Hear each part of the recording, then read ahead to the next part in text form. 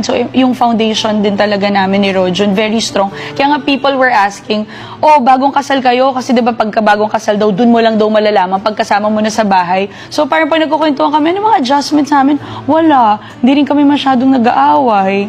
Parang magkasundo na kami. Nag-aaway. Hindi, joke lang. Hindi masyado. Before, Miss Karen, kasi selosa ako. Selosa? Yes, pag may mga love team. Yes, Tapos, grabe ka. meron pa siya, Miss Karen. Yes! And meron pa siya, Miss Karen, kunyari, nag-kissing scene. Paano mo ginawa? Gawin mo sa akin. Paano ang kiss? Gano'ng katagal? May mga ganong grabe moments ako dati na selosa. Grabe. We would check each other's phone. Nag-start kasi kami bata talaga. Bata talaga, Miss Karen. So, madadala. Meron pa. Ako gawin din, mo Miss sa Karen, akin. may mali naman ako before. Grabe Kasi to. dati kahit nag-swimming kami, sobrang strict ko. Gusto ko Cycling. yung pag-girlfriend kita, poprotektahan kita, walang ibang tao na pwedeng tumingin sa'yo. Yung mga friends na nakabikini, siya sabi ko, hindi, mag-cycling, magbando ka. Sa Boracay kami, nakabando ako. Ang Nakabando lala. siya, naka-cycling. Wala man lang ka-style-style. Tapos naka-cycling shorts ako kasi bawal. Weird. Yun ang weird. Pero ang sarap pag-usap.